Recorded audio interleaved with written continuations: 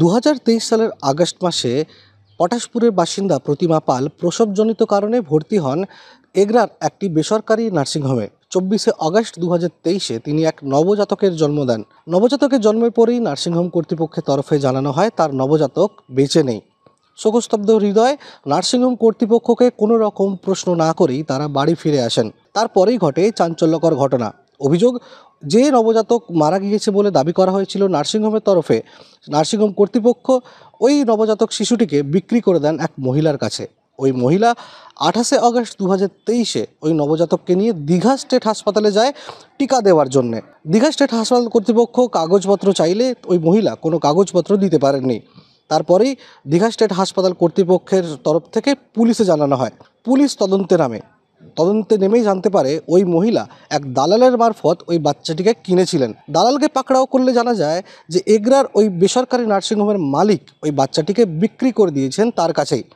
অবশেষে প্রায় 10 দিন পরে বাচ্চাটির আসল মা অর্থাৎ প্রতিমা পাল তিনি জানতে পারেন তার নবজাতক শিশুটি বেঁচে রয়েছে।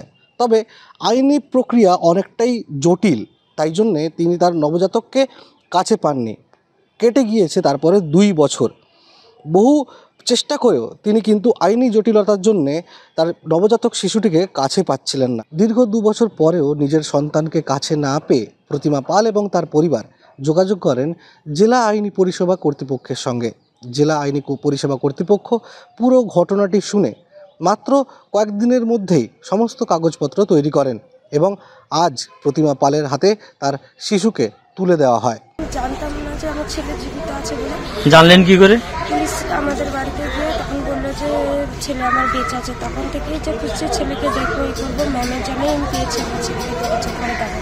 লোক আদালত থেকে ম্যাম আমাকে সাহায্য করেছে। 2 বছরের পর আমি আমার ছেলেকে আমার কাছে ফিরে পেয়েছি।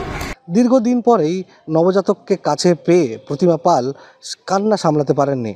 আর এই ঘটনায় ছড়িয়ে পড়ার পরেই কিন্তু রীতিমতো প্রশংসার ঢেউ উঠেছে পুরো পূর্ব মেদিনীপুর জেলা জুড়ে। ঘটনাটি এরকম হয়েছে যে মামলাতে চার্জশিট হয়েছে এবং মামলাটি এখন বর্তমানে বিচারাধীন।